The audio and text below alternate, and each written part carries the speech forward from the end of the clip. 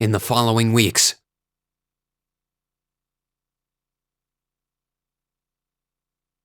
It was hard to tell how much the Empire's situation was shifting, but one thing was certain: changes were happening.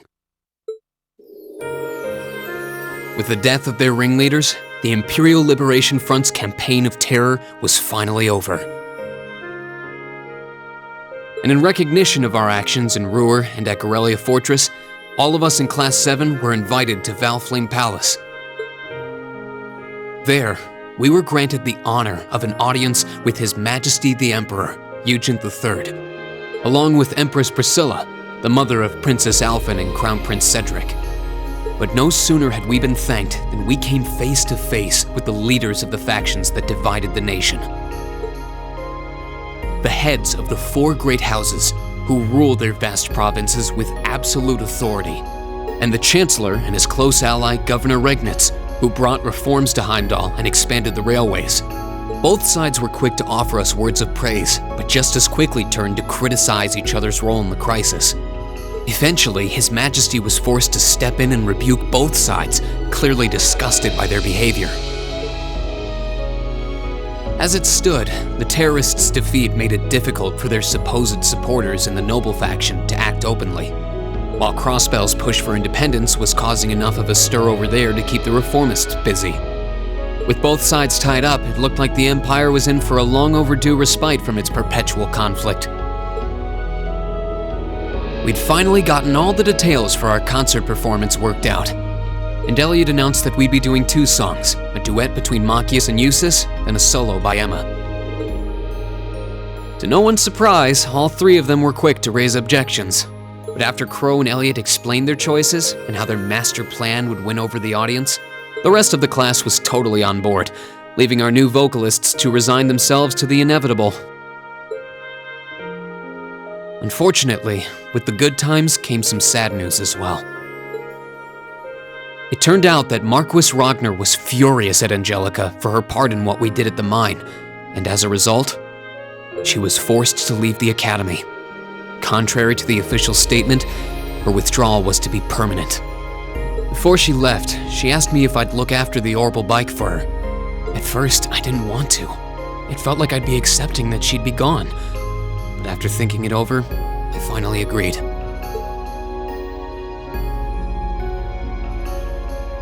With so much going on, we decided to take Prince Olivert up on his proposal of a brief vacation north in Ymir. It proved to be quite an eventful trip, and it really drove home just how much we'd come to mean to each other. I'd tell you all about it, but we'd be here for hours. Maybe another time.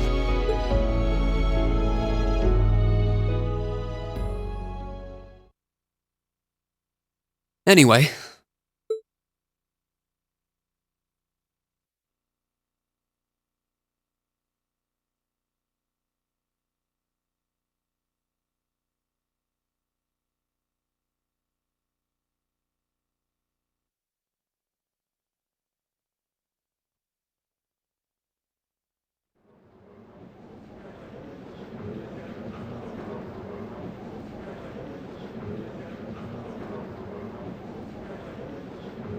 Could I have your attention, please?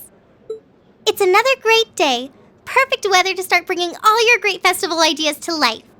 Some of you have been preparing since last month, and some even longer. I know you're all itching to get started. So without further ado, I hereby declare the first day of festival preparation begun. Time to start setting up. We have today and tomorrow, but try not to leave any work until tomorrow night unless you really have to. All right, everyone, let's do this, and stay safe out there.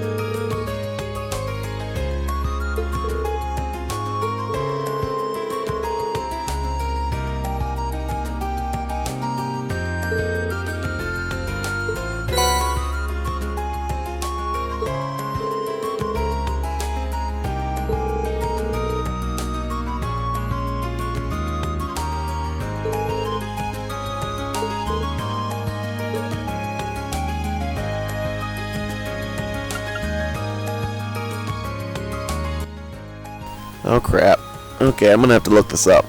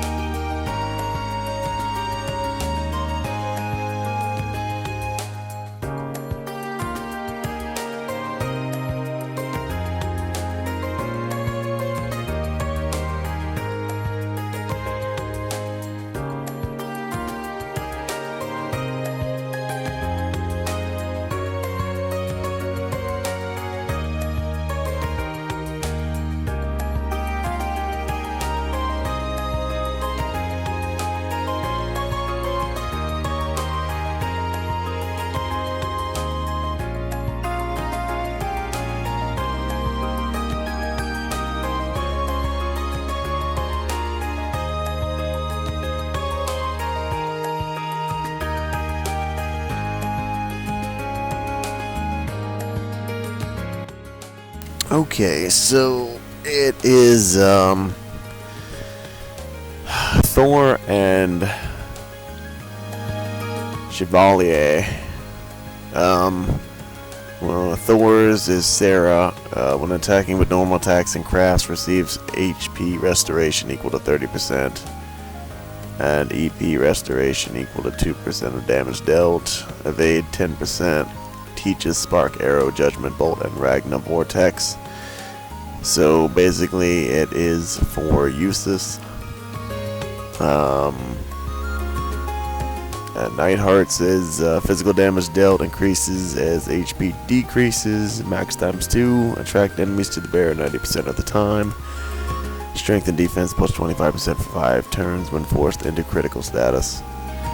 Teaches La Crest, La Forte, Shining, Heat Up, and Seraphic Ring. So, pretty much useful to nobody. I mean, the Seraphic Ring is great. Heat Up and Shining are okay. I don't know who I would give this to. I guess Laura. I guess I'd give it to Laura. But I mean, I don't know. I mean, I guess it's nice to keep them off of everybody. I mean, it sounds great, but it also sounds a great way to get somebody killed. I mean, because nobody in this game can survive. I mean, just even with the best armor in the game that I have now, doesn't mean I'm gonna survive. It just depends on the situation. So I mean, I guess for minor enemies, sure, but I never needed somebody to have provoke for that anyway, so it's pointless. For boss battles, I mean, just depending on the situation, like if there's 5 enemies, the person could probably die from this. Either way, having Sarah's is much more useful for uses. But the problem is, again, there's still no point in having this. I mean, it makes him like Emma.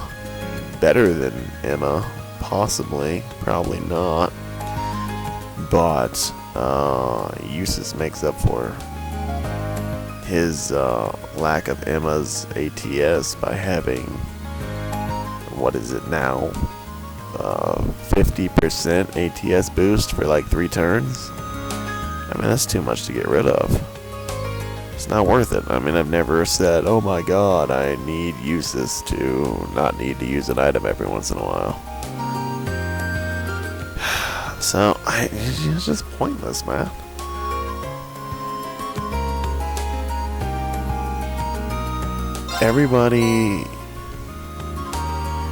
Everybody's freaking Master Quartz is just too powerful to replace. I mean, it really is. I mean, if I was gonna do anything, it would be Criminal. I mean, just imagine every single attack is critical. No matter what. I mean, that's a big fucking deal.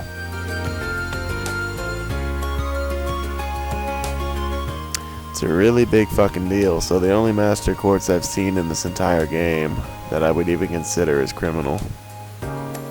And it would probably only be for one person. And I'm not sure who. Maybe Emma? I'm not sure who has the highest literal. I'm assuming it's Emma though. I mean, dude, look at how much it costs to unlock her fucking board. So, I don't know, but I don't think I'm gonna bother. If anybody was, I'd probably do it to Emma, and I'd probably use all of these specialized things to further max out her ATS. I mean, honestly, dude, I mean, shit, dude, Emma's whole thing is getting EP back from kills. I don't know that her ATS was raised any. So, shit, man, maybe I will, look into, getting criminal for her, because I mean, with the rarest versions of the stuff I have now, combining attacks and shit, I might be able to pull it off. Getting rid of the arts that come from her Master Quartz. Not sure, I would have to look into it.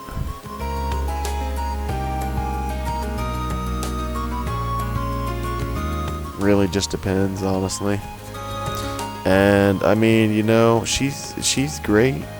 Her Master Quartz is excellent for using her in the field versus weaker enemies, but on boss fights it has no use whatsoever. So, and I mean, it's not like I've had to use too many items to restore EP when I didn't have Emma. So, I mean, the items pretty much only need them for boss fights. And a lot of that was, of course, because because of Reen's fucking 2x damage starting gust or whatever arts craft. So gaze, what is it, gaze or whatever? So yeah, that's helped to greatly diminish the need to use mages to clear. And I'm only saying this for you guys because it doesn't matter to me. I mean, I don't need it, and I'm probably not gonna do it. So all this commentary is for y'all if y'all play the game and want to do this shit. Anyway, let's dive back into the game, I guess. Gonna be starting a new video really soon though.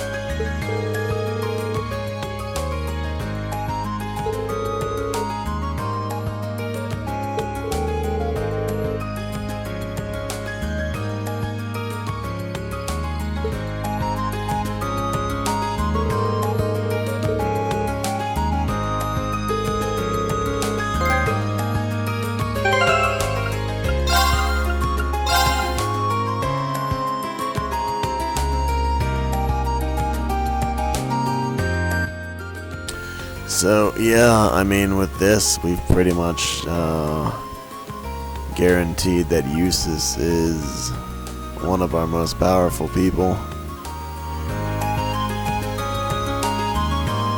I mean, if I were to give him everything, he would be much more powerful than anybody else. I mean, because Emma is a one-trick pony. So if I gave him everything, especially that fucking quartz that we just got, I don't remember what the hell it is. I think it's one of these. What was it? Fucking ATS plus 80 or some shit. I'm pretty sure it was fucking ATS plus 80. I have no idea which one it was for though. Pretty sure I didn't put it on anybody. Might be faster to just check everybody and see if I put it on somebody already.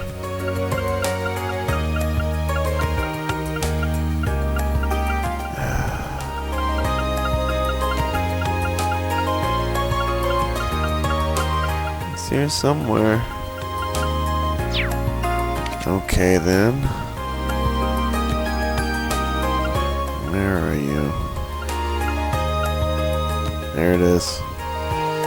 Yep, there it is, especially with that. I mean, shit, dude.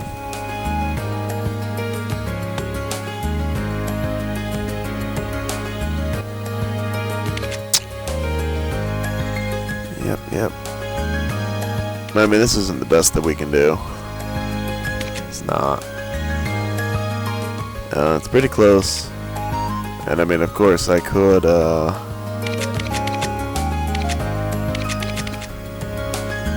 Damn, he got fucking stripped. Shit, everybody got fucking stripped. Damn it. That sucks.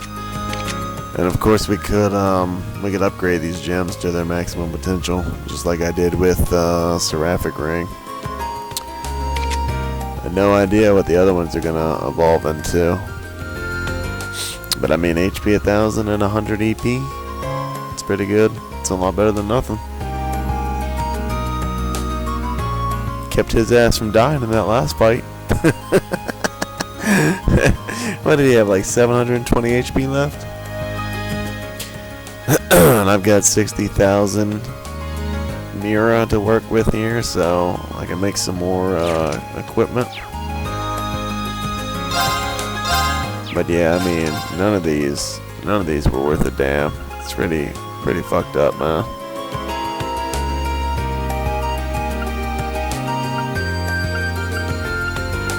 Yep, nothing. It does give a fuck ton of HP. And more EP. And more speed. So yeah, his ATS, I need to get that shit to 5. ATS 50%. Probably 50%. I don't think that the final skill is gonna be Ragna Vortex. Maybe. If it is, then it's really gonna be hard to decide on switching. I mean, dude, who knows, man? The improvements going to level 5 on Thor might be way higher than Mistral. So, as of right now, I mean, I could just buff him for fucking ATS 25%. Also, I'm pretty sure that since he starts with that 25%, if I were to buff him with his own buff, that it would not add it to 50%. It would just overwrite the ability given by this Master Quartz. If that's not true, then it's worth it to keep this. Otherwise, I'm thinking that Thor is better in every way, and at level 5 might even further greatly increase its difference between Mistral.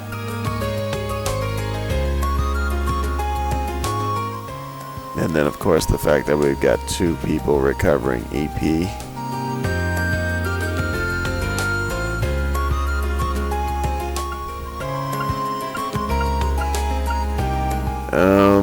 Again, though, we've got Crescent Mirror and Phantom Phobia here. Phantom Phobia has been replaced now with a more useful skill, which just means that Crescent Mirror is the only thing we're going to lose here. Not a big deal. I don't really give a damn about evading magic.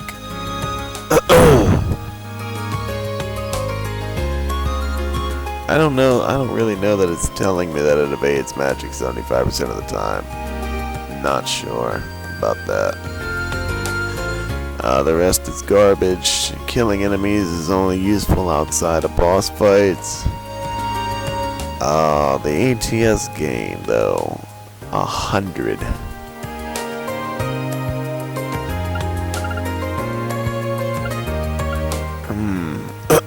Well, it is level 5. I don't know that these are gonna get a 40 point boost at level 5. Maybe Thor.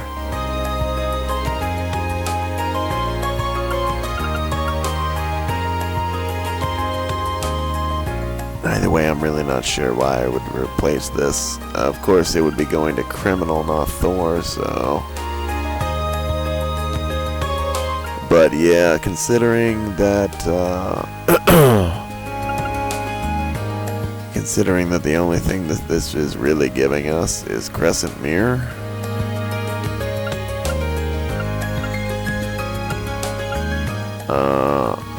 it might be better off to just take Angel. I mean, Altair Cannon is the strongest one. Then we've got Cross Crusade for when we don't quite need Altair Cannon. For some reason, Thelos is up there. And we've got Fortuna. And yeah. The ability, I mean, is obviously amazing. And twice per battle. So, pretty much, whoever has this should never be dead permanently during the fight and need to be revived. The only real downside is the EP, but I mean it's really not that bad, honestly, hardly not bad at all. Everything else is better. A little EP is not going to hurt anything, and 20 ATS is not going to hurt anything.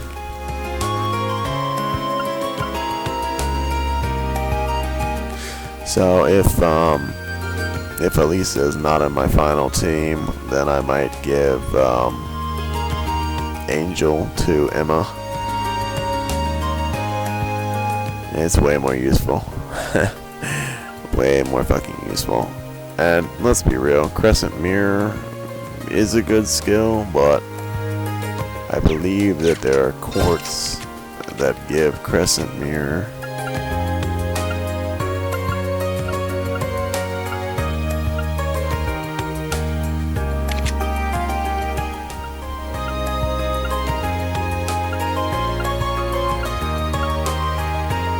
Somewhere. I mean, of course, we could just add Crescent Mirror blatantly.